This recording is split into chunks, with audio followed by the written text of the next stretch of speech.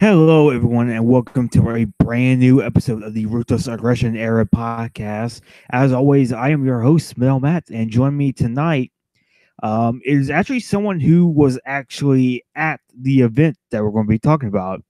Tonight's guest is none other than the One Winged Angel. Good evening there, Matt. I'm live here in the Bay Area, just a few miles from the very arena where it happened. And you were there for this event, right? I was there. I was stuck in a horrible, horrible line trying to get in that felt like for miles. They only had one entrance open. Lots of angry WWE fans waiting outside. And yeah, we missed the first, I think, 2 or 3 matches, including Heat, because of it. So, not a lot of happy people. But did the show make up for it in the end? That's something we'll talk about.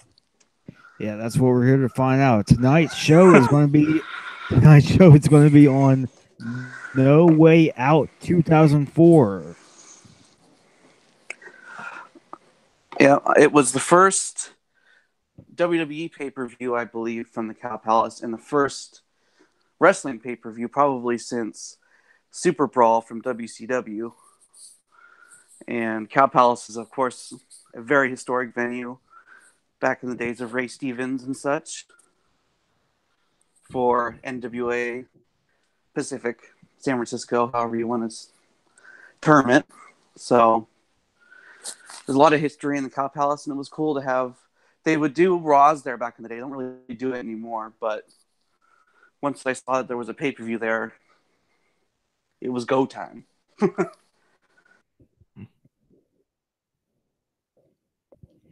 And it was also the opening night for the kickoff of the North America leg of the Diary of a Madman tour with Ozzy. Really? Yeah. I had seen Ozzy earlier that year. No, later that year, I'm sorry. Ozfest 2004, which I believe was Black Sabbath, but I can't recall. Because I saw 1 year was Ozzy, 1 year was Black Sabbath. But I did see Ozzy that year. Not a solo show, though, I don't think. And he is a madman. yeah. The main stage was Black Sabbath, Judas Priest, Slayer, Dimmu Borgir, Super Joint Ritual, and Black Label Society. That was a great night. Yeah, that was Shoreline Amphitheater, which is about 40 miles south of the Cow Palace.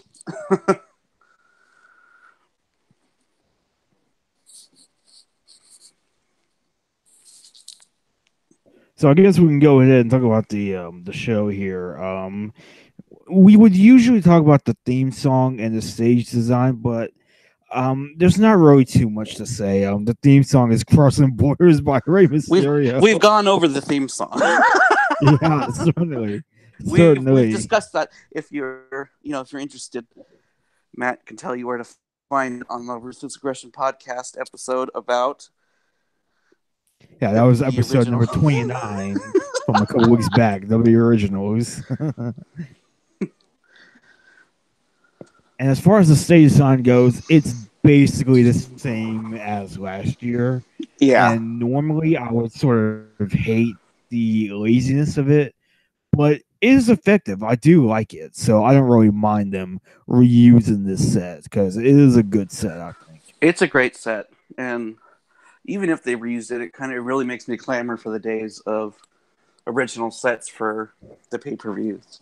Absolutely. Because it really fit with the chain link idea. It really fits the theme. So, not the music theme, but life is hard.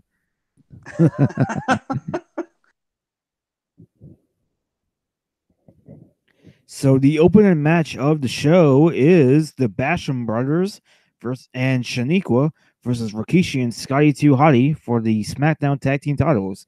Rikishi and Scotty 2 Hotty ended up winning the titles from the Bashams on SmackDown just a couple weeks before this, and that's how this all started. Yeah, so this, I mean, I've watched it since, but I missed the match because of the entrance. So I do believe if you ever watch the pay-per-view, you'll see a lot of empty seats. That's that's why. But one thing about this match that was very clear was the greenness of Shaniqua. I don't know. They really forced her into this gimmick, the whole dominatrix thing, and then actually put her in the ring. And unlike, I don't know, some of the other Tough Enough winners, whew, she was pretty brutal.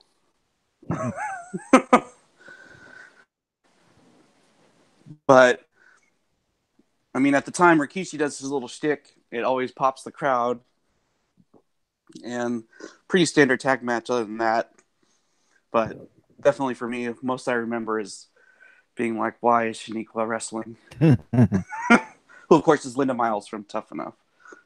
So, Yeah, I mean, there's not much to really say about this match. It's a decent opening match, but there's not too much to really say about it. I don't think. no. Other than the spots where Scotty and Rikishi pop the crowd, that's pretty much all there was to it. Yeah, Shaniqua close on Sky Too Hottie as he's going for the worm. And the Yeah. finish of the match comes where Rikishi hits a bonsai drop on Shaniqua for the win.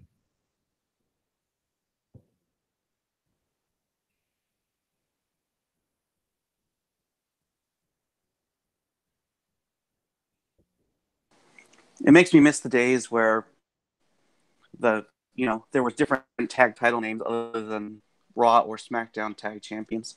I believe this was for the WWE tag titles, right? Yeah, it And the was. World was on Raw. Yeah.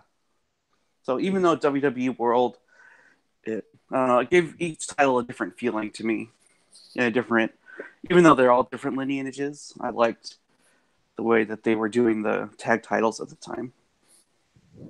Yeah, and this was actually Shaniqua's last appearance on WTV. She ended up getting released shortly after this match. I'm not shocked in the least bit. Aww. And the Basham Brothers don't really do too much after this, from what I No, remember. they didn't do anything wrong. They just had zero charisma. Which is So, amazing considering they had an S&M gimmick. yeah, Like, you would think that the one gimmick. yeah, and I think the only thing they did pretty much after this was the JBL cabinet. Weren't they in the cabinet? Yeah, I think they were. I think they were actually, Uh-huh. and I think later on they became like Ugh. Paul Heyman's like masked security team Oh, in ECW. uh-huh.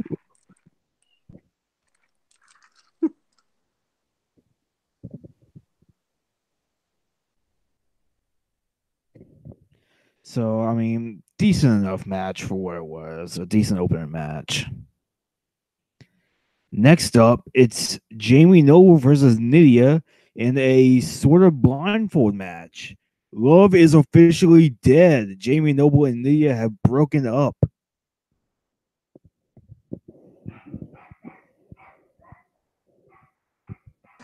Yeah. So, this is the last match that I missed because of the entrance deal. And it was very short, but they it was going to be a comedy match, and they did the best they could with it, and it wasn't awful. No, I And actually thought that that's was kind of funny, to be yeah. honest. I mean, Noble and Nydia played this gimmick as well, and I will give them all the praise for the way that they played off this gimmick that they gave them. Jamie Noble, And boy, you like that yeah, boy, you like that boy, you like that boy. and I mean, this is why people will cheer Jamie Noble as an agent when they see him out ringside nowadays. So,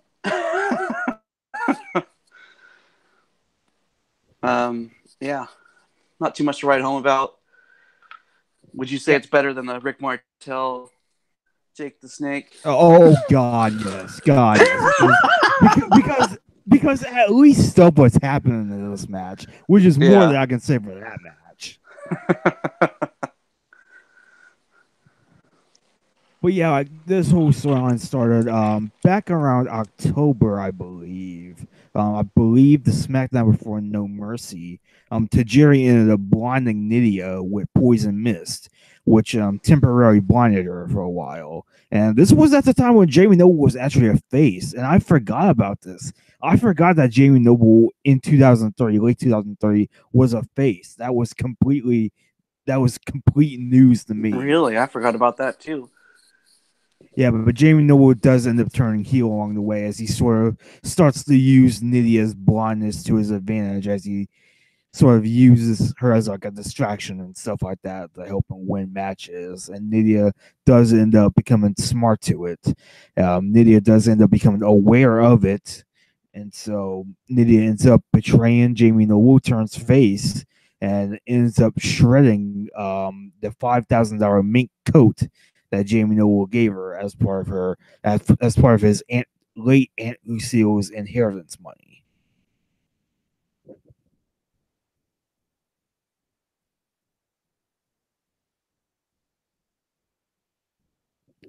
But yeah, this match it really is just sort of a comedy match.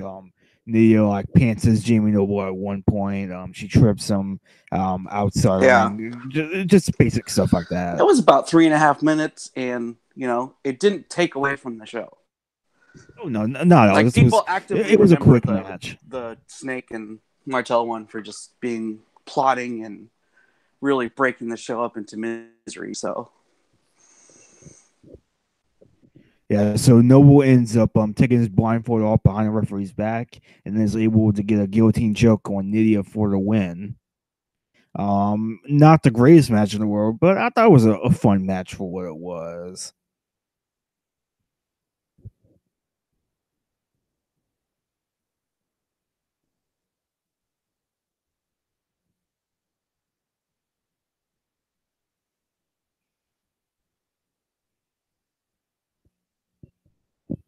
So then we move on to the third match, the world's greatest tag team versus the APA. And there's not really a storyline going into this match. It really is just kind of a random match. Like I think it was like trying to remember who it was. I can't remember which member of it was. I think it might have been Shelton Benjamin, maybe, but I'm not 100% sure. I can't remember.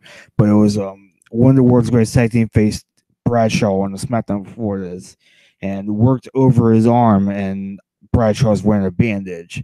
So I guess that's all the storyline justification for having this match be on a pay per view. There really is no reason for the next two matches to be on pay per view other than the fact that, well, we need to get this pay per view sometime because this actually is a bit of a short pay per view. it's very short. It is shorter Mm-hmm. than pay per views at this time. Not that I'm complaining really, because considering how long pay per views are nowadays, yeah, 2 hours and 28 minutes. That's an easy watch right there Yeah. compared to like 7 hours now.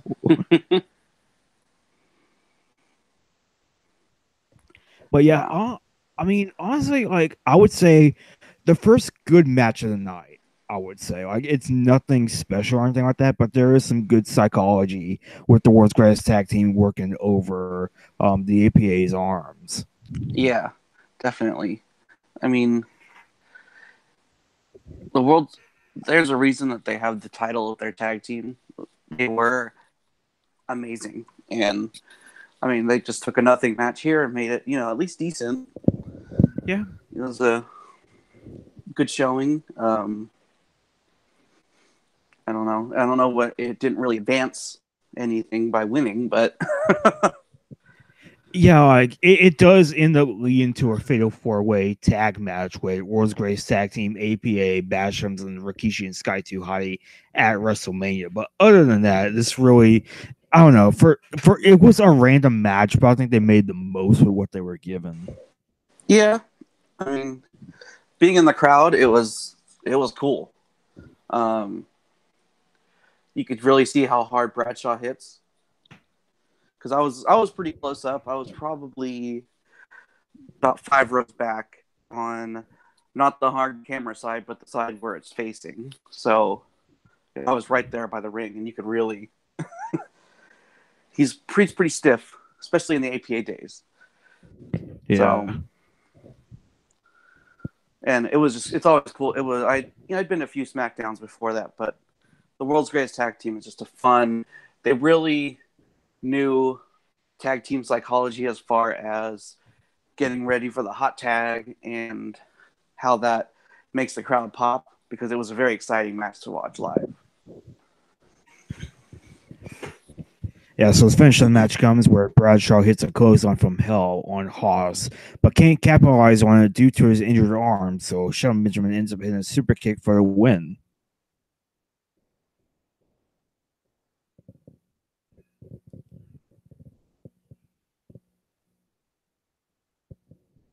So overall, this was a good match.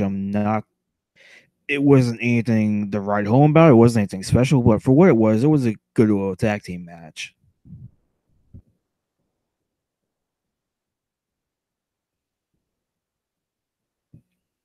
And next up, we get a segment with Goldberg, Brock Lesnar, and Paul Heyman. A couple weeks prior on Raw, Stone Cold gives Goldberg a front row ticket to this pay-per-view and tells him not to do anything that he wouldn't do. So Goldberg goes to the front row. The thing that has worked as much as holding your partner, trying to give him a chair shot, works every time, doesn't it?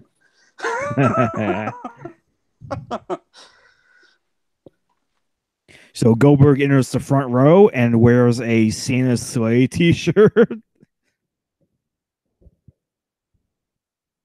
Oh my God, that's right. I forgot about that movie. Yeah. That movie is amazing. It is. I'm surprised you didn't do a podcast on that. I might have to do it as a bonus episode now. An addendum bonus. Yeah, we might have to.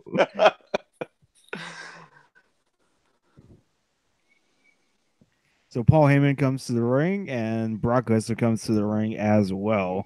I wish Paul still had the music he had. I liked his music. When he was same here. Same here. The SmackDown GM. I just had to throw that out there. It was kind of a version of the ECW, like a Jim Johnston. Sorry, I can drop my mic.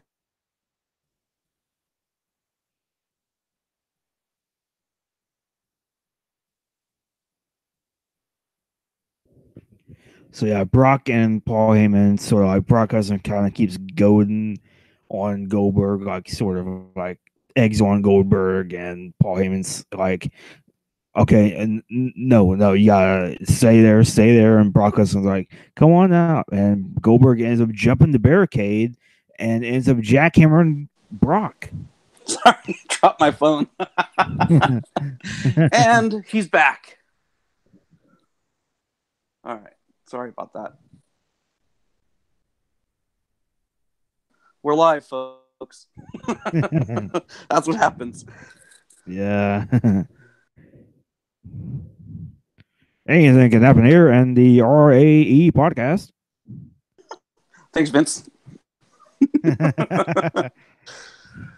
Welcome to RAE podcast. We are live. The maniacal middleman. Against the immortal angel.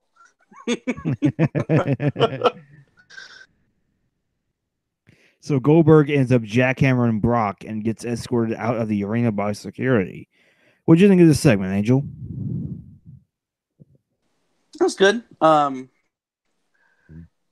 You knew he was going to get involved. Heyman was Heyman. It also, you knew something was going to happen later in the show. If you've ever watched wrestling, you know when he's taken away in cuffs, he's coming back. So, I mean, it was a nice segue. It was a nice little break. And I don't know. Obviously, it was setting up for the WrestleMania 20 match, but... And what a match that ended up being. Infamous. But I don't know. It did a lot to set up the next match, though.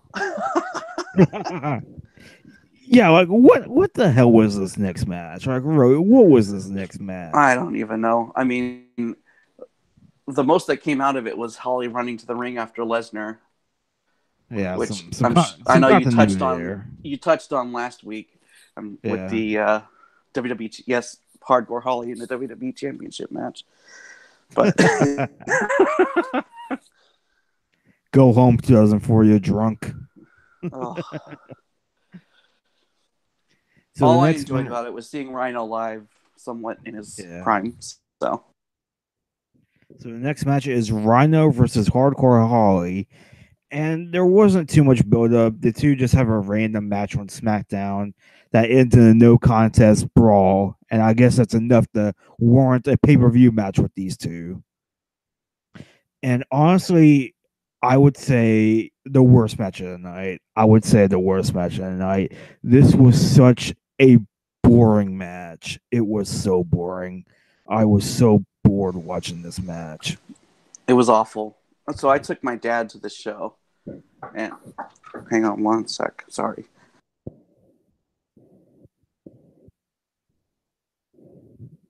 Yeah, it was just a terrible match, which is weird because I know that Rhino can put on a good match, and Hardcore Holly, he showed some fire in the Royal Rumble match in his match with Brock. It's just weird. Like, I don't know. Mm-hmm. These two for whatever reason just did not click. Yeah, it was boring. I mean, like I was saying, I was there with my dad, and after the entrances, it was cool for me to see Rhino live, but um, we were like, I guess it's a good time to go buy a shirt because that's what we did. I don't blame you. I don't blame That's you. where I got my lie I cheat. would have done the same. I went and got my lie cheat and steal shirt and a hot Nice. dog, and that was. Yeah, there's really nothing to say about this match because I have rewatched it and it's just as boring, and the useless ending, just meh. Yeah, like the finish was just out of nowhere. Like Rhino hits a gore on Hardcore Holly, knocks him out of the ring. Then Holly just hits an Alabama slam out of nowhere for the pin. Like it's such a Yeah, strange finish. it's very bizarre. So yeah, worst match of the night, certainly. Yeah, Certainly. easily. So the next match is Rey Mysterio versus Chavo Guerrero for the Cruiserweight Championship. And Rey Mysterio ends up attacking Chavo Guerrero on an episode of SmackDown as he sort of believes that Chavo Guerrero had attacked Eddie Guerrero before the Royal Rumble match on SmackDown. And Chavo is jealous of Rey Mysterio being on SmackDown magazine, as well as him so-called hiding behind a mask. So that's how this match gets started. And Chavo Guerrero Sr. is in Chavo Jr.'s corner, and Jorge Pace is in Rey Mysterio's corner. And I have no clue who this guy is. No clue. I guess he's a boxer, I guess, but I have no clue who he is.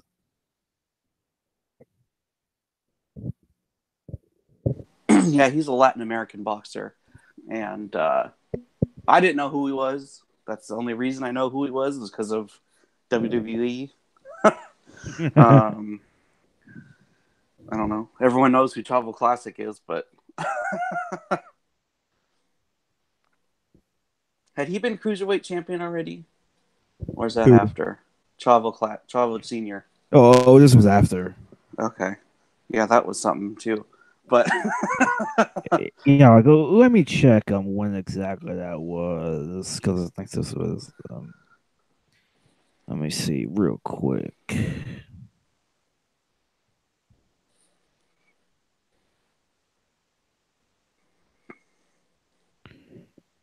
All right, so Chavo Classic won it on SmackDown in May and would hold it for about a month.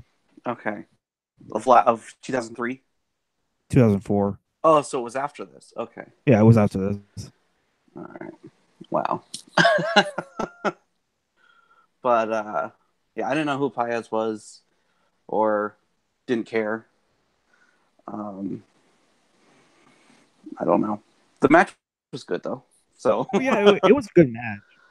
These two did work well together, and like Chavo was actually Mysterio's first opponent in WWE, so it was a nice little callback. I don't know if that was the intention, but it was a nice yeah, little I interesting mean, fun those fact. of us that watch WCW knew that they've wrestled many times before, but Yeah, and they have good they chemistry were much here. smaller back then. Actually, Yeah, but going on that's the a different WWE, story. going on the mid 2000s diet of steroids, but that's another Yeah, story. mother.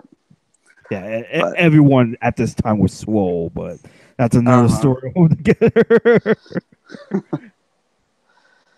no, it was a good match. I like the finish. It was if you're gonna have um, people on in your corner, that's you're gonna have interference. So Yeah, like at one point, Paez ends up knocking out Chavo Senior, uh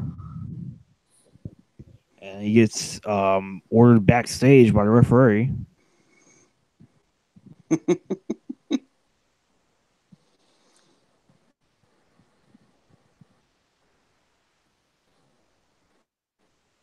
So Mysterio does end up hitting the 619, and I think goes up to the top rope, and Chavo Senior ends up knocking him off. yep. And Chavo Guerrero rolls him up with the tights for overage for the win. Chavo Guerrero is the new cruiserweight champion. What do you think Yeah, about this? I liked it. I popped because I didn't think he was gonna win. Uh, Yeah, because Rey Mysterio has only held the title for like a month at this point. yeah, it was a very short reign. Um,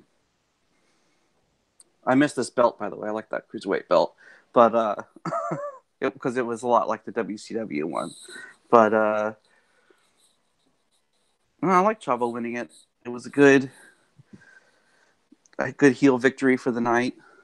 Um, I don't know. Yeah, like, I can't complain. yeah, I'm like, not a huge Rey Mysterio fan, so that's probably part of my bias. But ooh. I know.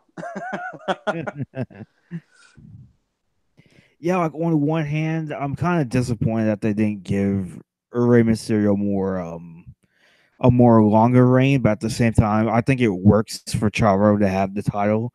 He was starting to gain momentum with his heel character and Chavo Senior on the side, so it does work here, I think.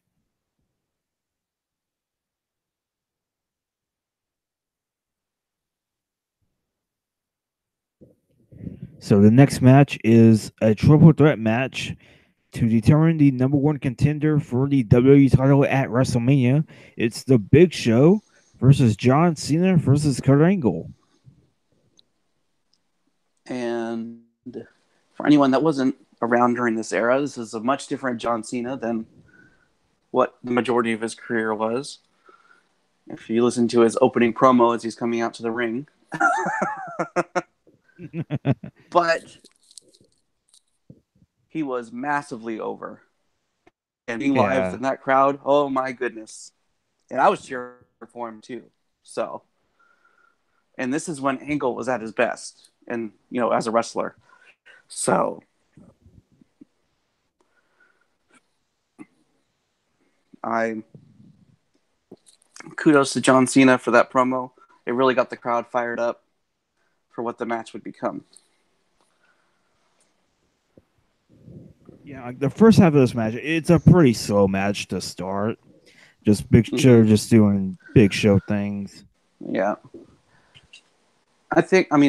You're right about the first half. And then they start playing into each of the strengths of the other participants. So, but they always have to give that Big Show dominance in the beginning.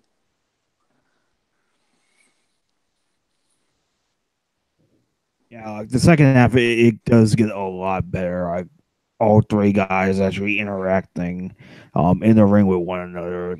And that's what usually happens with triple threat matches. Yeah, It's like two guys will do exactly. a lot of work, and one guy will just sort of take a nap on the outside. But I think like when all three are actually doing stuff in the ring, I think that's when triple threat matches get really good. Yeah, and I didn't think this one was much different. I thought it was an exciting finish. It's a very historic finish, actually. If you think about it. Yeah, Kurt Angle ends up Go ahead. Oh, I was just gonna say that Kurt Angle ends up angle slamming Big Show right out of the ring, and then Angle locks on the ankle lock on John Cena, and John Cena taps out. Kurt Angle wins and goes to WrestleMania. Yeah, that's why I say it's historic, because if you look back in time, there's not many times that Cena has tapped out. Yeah. But this is one of the glaring times when it was on the big stage that it happened. I mean, it was before his big run, but I don't know. And seeing live the spot of Angle throwing Big Show over, that was awesome. that popped my dad out of the chair, which is extremely hard to do. So kudos to Kurt Angle on that one, because that's something that usually doesn't happen when I go to events with Papa. So Cena and Big Show actually do end up fighting at WrestleMania for the United States title. That's right. Big Show was the U.S. champ in this match. Yeah, too, it's easy to forget at this time because he does nothing with this title. Like, I think he only defends it like one time before WrestleMania, and that was on SmackDown against Billy Gunn in a god awful match. Oh no.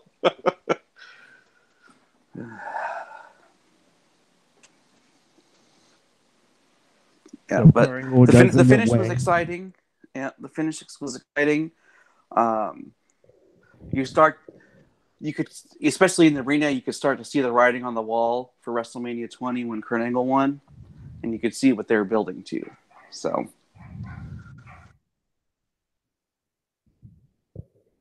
yeah, so Kurt Angle does end up winning. This was a pretty solid match for what it was. The second half was definitely better than the first, I thought. Yeah, I mean, Big Show.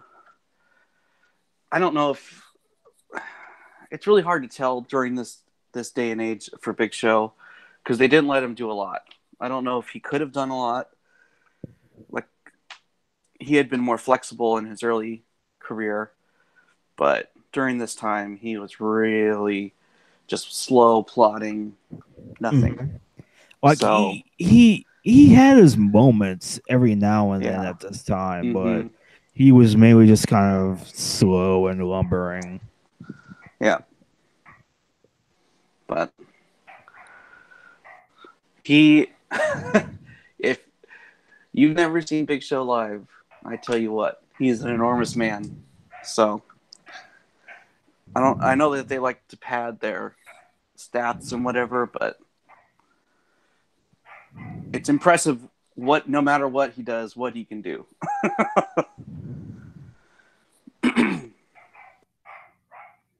Yep, so Kurt Angle does end up winning this match and will go on to WrestleMania.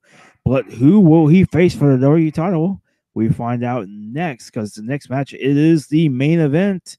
It is Eddie Guerrero versus Brock Lesnar for the WWE Championship. So to kind of set the scene, the Cow Palace is actually located in Daly City, which is right on the San Francisco border, and at the very edge of a district called Excelsior, which is connected to the Mission District.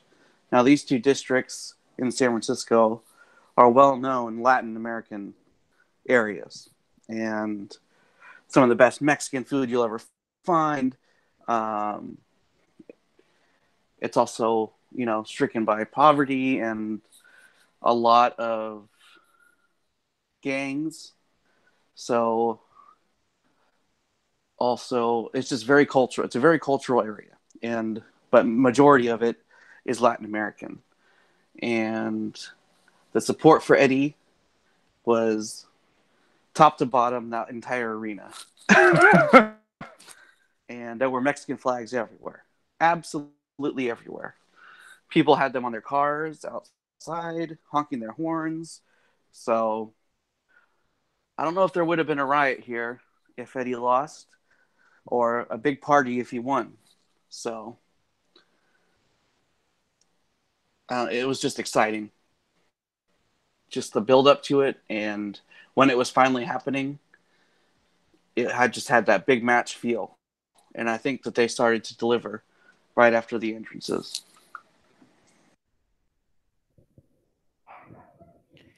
Yeah, so Eddie Guerrero ends up winning a Royal Rumble match on SmackDown to get this opportunity, and they actually do end up bringing up Eddie's addiction issues and several Yeah, really good promos. and there was actually a promo in the back before this, before the match with Chavo, that they ran into each other, and Chavo brought that up. So it really, that really kind of pissed the crowd off and set the mood.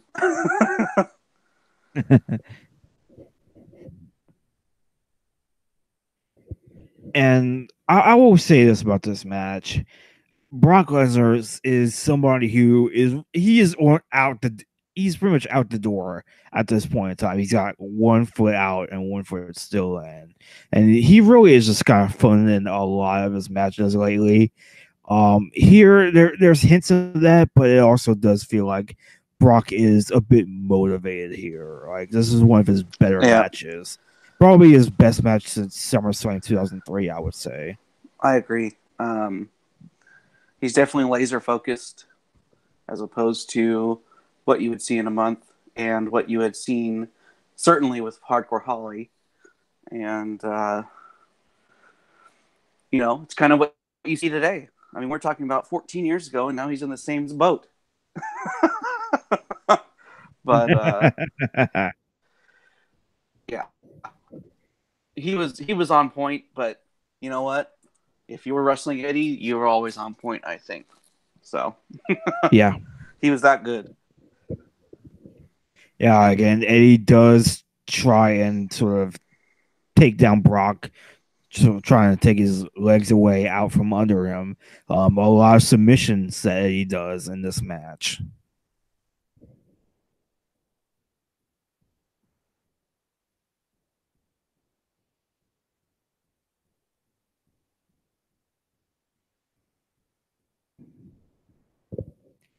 And so it's a bit of a back and forth match for the most part. A lot of rest holds like that rear naked chokehold by Brock, which is basically his go-to move when he says, "Like, all right, well, we'll take a rest here, go ahead and phone it in for a bit." Yeah.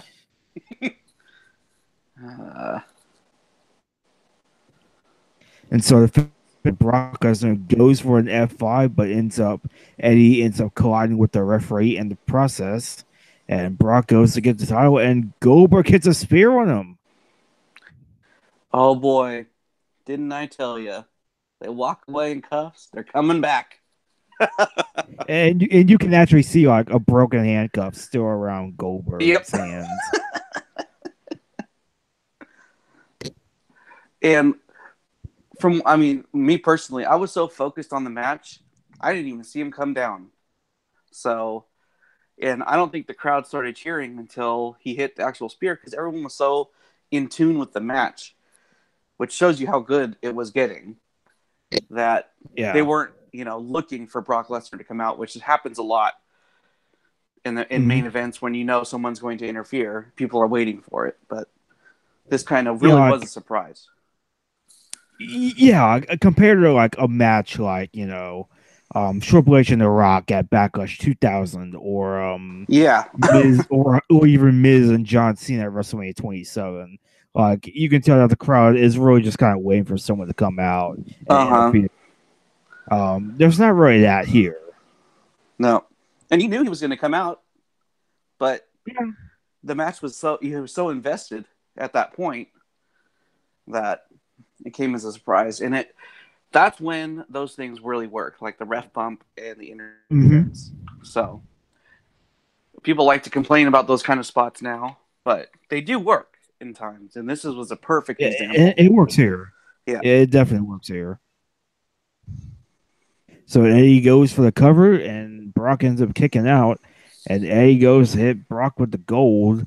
Brock reverses and tries to go for an F5, but Eddie hits a tornado DDT, kind of on the gold, but like, it's yeah. nowhere near I was again being there live. He did not hit that belt in any way. They were very lucky with that camera angle. Well, even on the camera angle, you can it doesn't really do it Yeah. all that much.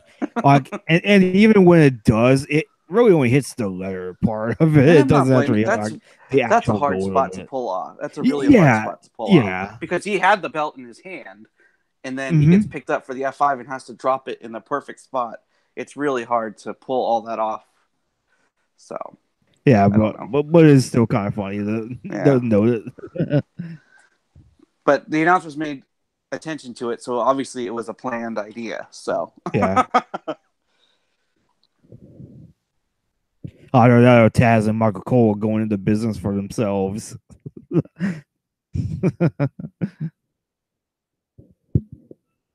So Eddie hits his tornado DT on the title. Goes up for the frog splash. 1, 2, 3. Eddie Guerrero wins the WWE title. absolute jubilation. I mean, I wish someone else was here that was there too, because it's so hard to put into words what the feeling was in that arena at that time. Yeah. It was just total joy. Everyone was so happy. Um, there wasn't a dry eye in the place. It had my dad jumping for joy. He loved Eddie. um, I just everyone was hugging and high fiving, and Eddie ran into the crowd. He kissed his mom, and yeah, security actually has to pull Eddie out of the crowd at yep, one point. yeah, it was something else. He grabbed a flag from someone.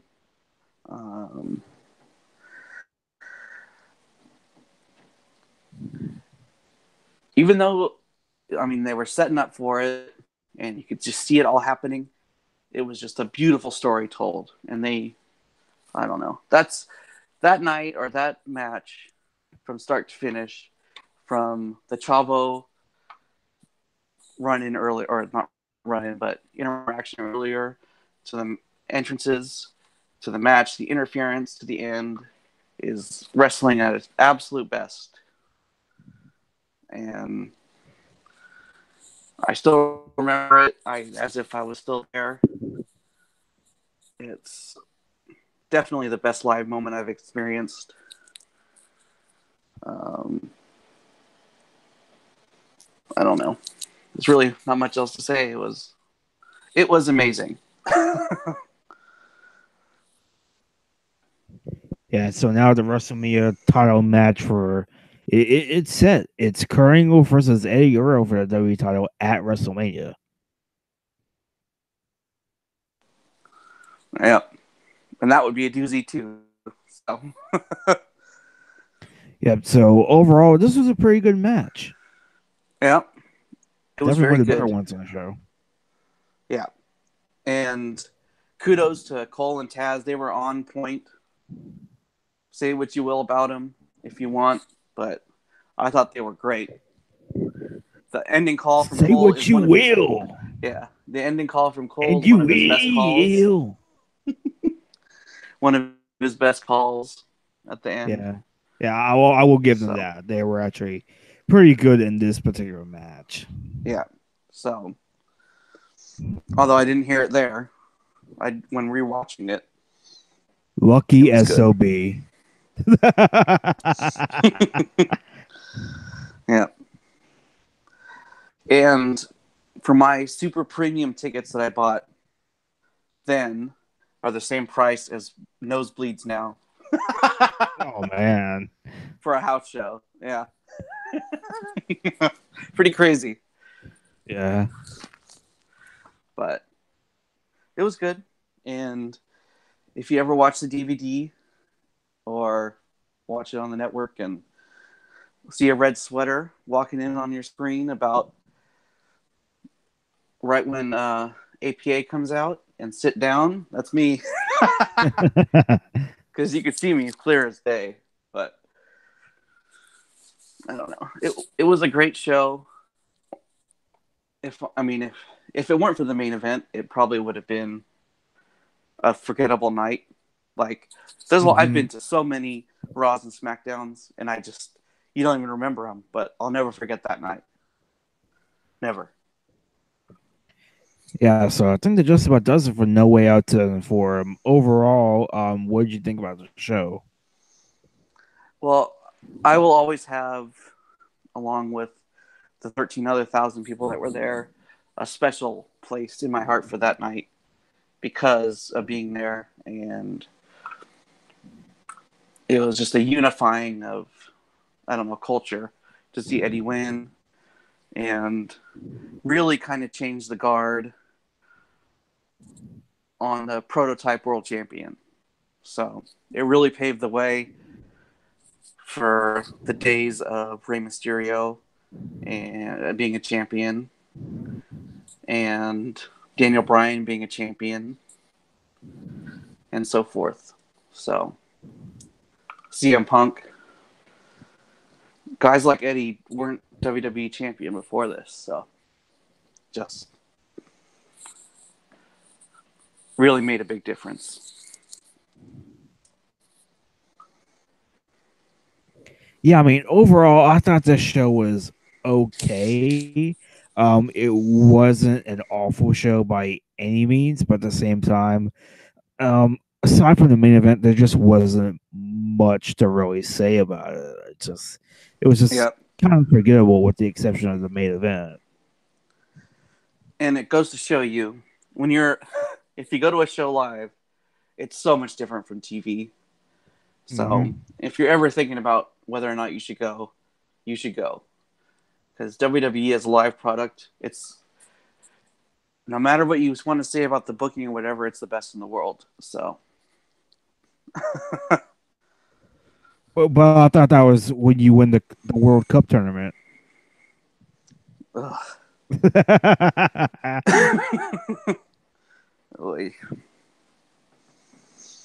The World Cup tournament to determine the best in the world. From North America. But anyway. Well, yeah, I thought this was an okay show. Yeah, it was as an actual wrestling show. It was okay. I don't know. It was like you said. It was on the shorter end, which wasn't a bad thing. It was all about the main event, and it's always going to be about the main event. So that's that. So yeah, I think that just about does it for this episode.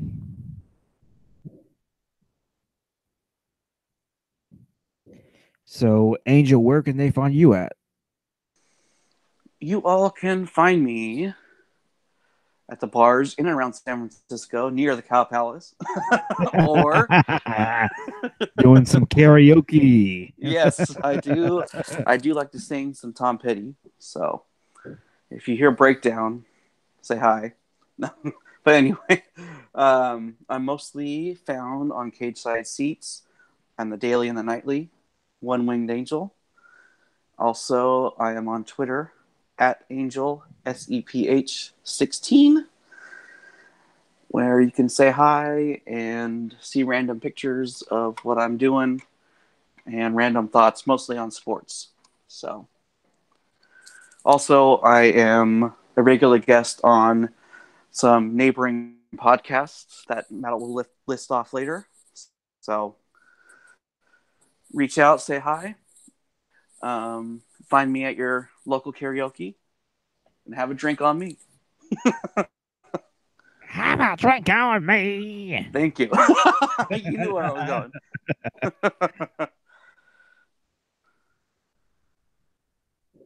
And you can find me on Twitter at MailMat15. And you can also catch me on Cage Side Seats, how I hang out in the daily and the nightly, as well as NXT and SmackDown live threads. Tonight on the nightly, I'm doing a Black Sabbath slash Ozzy retrospective. And tonight, going to be taking a look at Ozzy's second album, Diary of a Madman. What the tour that kicked off. Wow. What a perfect. Did you correlate this all the way back when you started this podcast? It was a complete coincidence.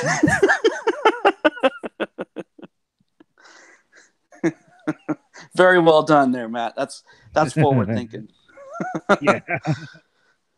But yeah, it is a great album. It really is. It's a great album. Oh, it's wonderful. Definitely one of Ozzy's best. It really is when he begins to sort of find his voice as a solo artist.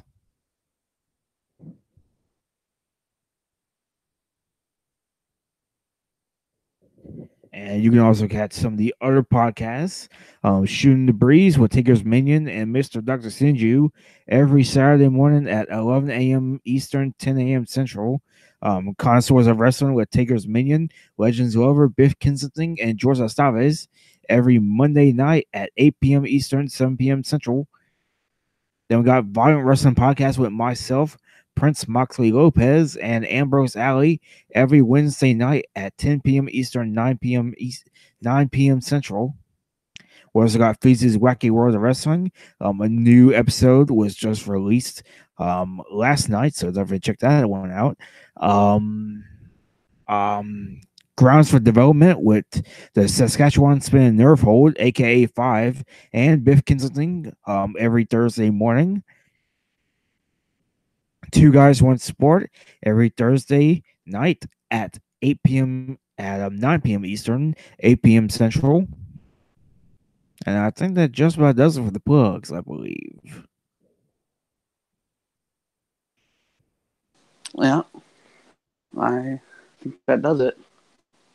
Yeah, but next week on Ruthless Aggression Era podcast, it's going to be another brand new episode at 8 p.m. Eastern, 7 p.m. Central. We are going to be talking about the granddaddy of them all, the showcase of the Immortals. Where it all begins again. The fabric of Americana. Yeah. We are going to be talking about WrestleMania 20. Yeah, that was.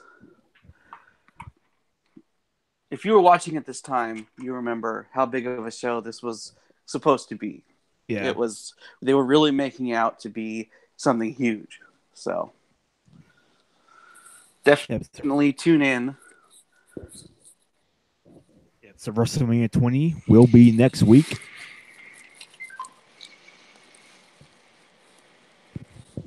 So I think that just about does it for this episode. Anything else you want to say, Angel, before we get out of here? No, thanks for having me on. It's always great, especially if I can relive one of the best nights that I've ever experienced as a wrestling fan. So that's pretty much it. Yeah, so thank you for being on. Yeah, sorry about my technical mishaps. Well, I'll write it and we'll do it live. All right, pal. Yeah. Anything can happen in the Ruthless Aggression Podcast. I like that one. Yeah. So thank you all for listening, and we will see you all next time. See ya. Yeah, have a good one. Bye.